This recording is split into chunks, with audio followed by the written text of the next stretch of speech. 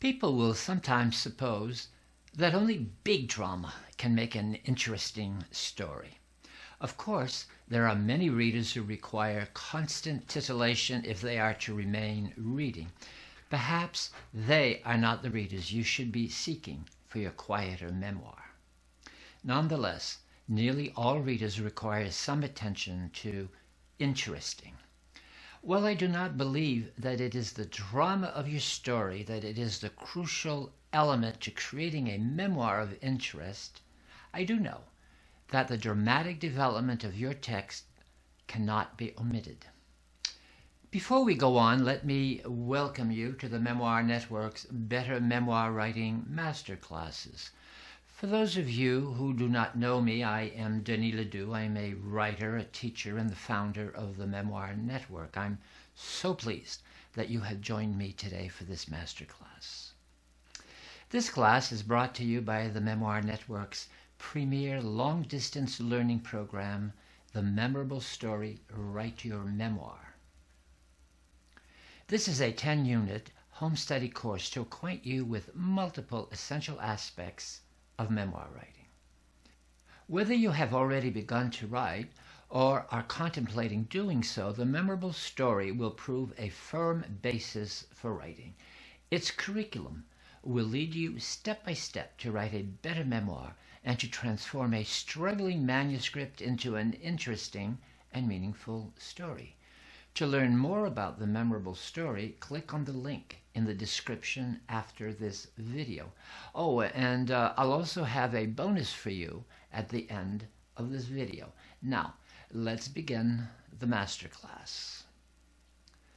Some would-be memoir writers get discouraged by the ordinariness of their lives. Yet I have found that almost everyone I have had a serious conversation with about memoir writing had enough happen in their lives to fashion an interesting memoir, if that memoir is developed dramatically.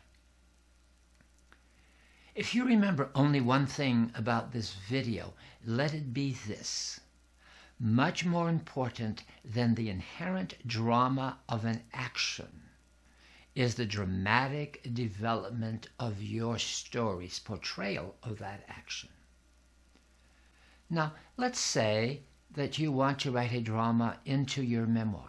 I'm going to provide you 2 examples of the same scene to start with, and then I'll provide another example. Now, here's the scene. Your house is burning to the ground one night. You have saved an infant child, your sister, let's say, and you've rescued her from a certain death. This is clearly very dramatic, but is it enough to create an interesting memoir?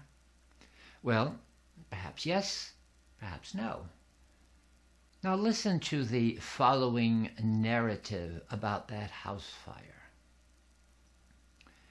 In the middle of the night, I awoke to find that the house was burning, and I rushed out of bed and went into the room where my 2-year-old sister was, and I grabbed her and ran out of the house.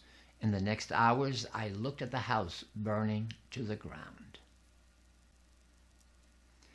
If that is your house burning scene, you are not getting much mileage out of it, are you? Where's the dramatic development? Now, let's say you have been careful about the dramatic development of your story. Here's how you might have written it. Instead of one mention of the house burning to the ground, you start with a little scene on page, well, let's say page 18, in which your older brother lights a fire in the wood stove. He is sloppy and forgets to close the door. Your mother points out his neglect, and she herself shuts the door. You mention in the text of your memoir how at that moment you thought, oh, one day his carelessness could burn the house down, burn it to the ground. Then on page 76, you have your mother telling your father that she believes the chimney needs lining as the bricks, well, they seem to be disintegrating. And your father agrees, but as it is summer, he says he's going to put this task off of relining the chimney until the fall. Then on page, let's say 121, you decide to put in the fire scene. You begin the scene with awakening in the night to flickering lights. You wonder if there is a police car outside with a throbbing light. As you awaken more, you begin to realize that the flickering is no regular pattern as would a police car light be. The flickering is rather irregular. Suddenly you smell smoke and you shoot out of bed. Oh my gosh, you think. The adrenaline is pouring through you. You grab the bathrobe at the foot of your bed and you rush down the hall to where your little sister is sleeping. The house is dark except for the flickering light. All the while you are screaming to awaken your parents. Fire, fire, you scream. The heat is rising in the house. Well, okay, let's just stop here. I think you get the idea. So which of these two treatments would keep you reading? I doubt that you have chosen the first treatment. It is a rather dull rendition of a very dramatic moment. It demonstrates that the inherent drama, absent appropriate development, is just simply not enough. In the second treatment, you have experienced a more dramatic approach to writing about the fire. The text demonstrates how it is not the inherent drama of an action that will create an interesting memoir. No, it is the development and the treatment of the action that makes for the reader's interest. As you become better at your writing, you will find that even the littlest of actions can be made into an interesting story for the reader if you develop your scenes, every scene, dramatically. And as a bonus, a dramatically developed scene will certainly reveal much more about character than does a flat scene.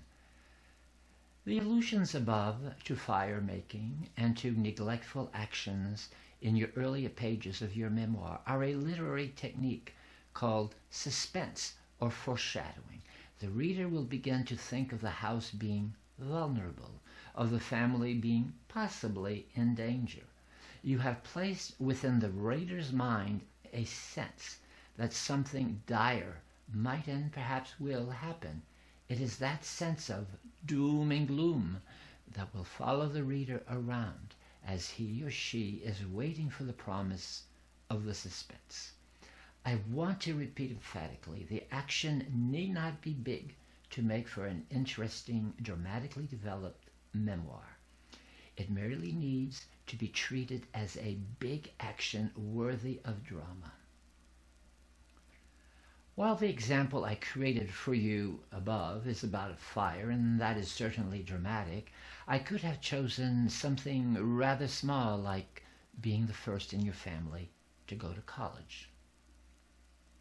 Had I done this, I might have had an early conversation in your memoir on, well, let's say page 22, in which a school counselor suggests that she can set you up for interviews at several colleges.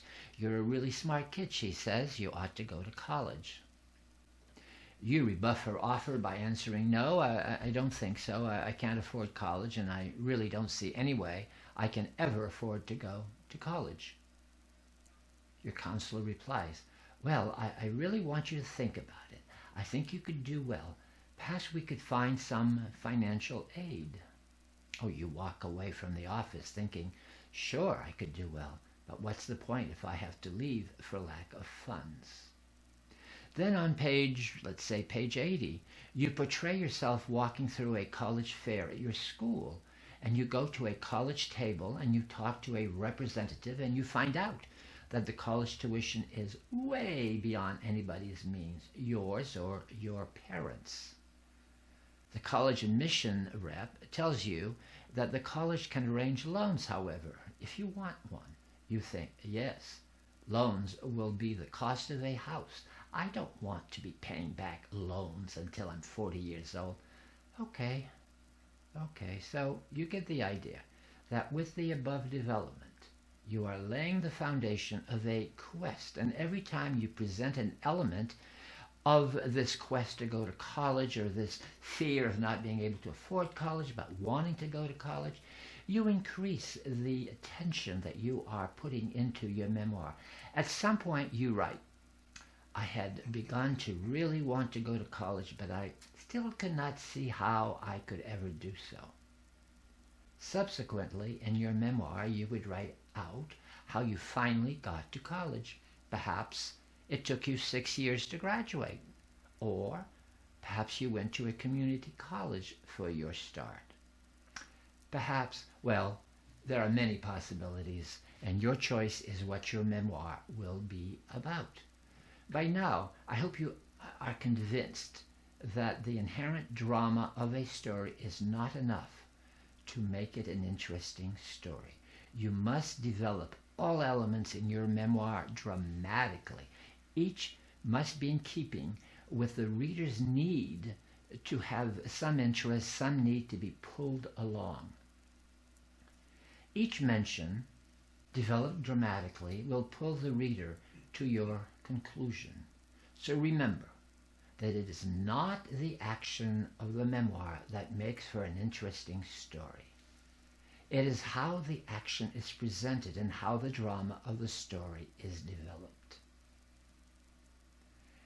If you would like to explore receiving coaching help with your memoir on any aspect of memoir writing, we offer a 30-minute complimentary get-to-know-you coaching consultation.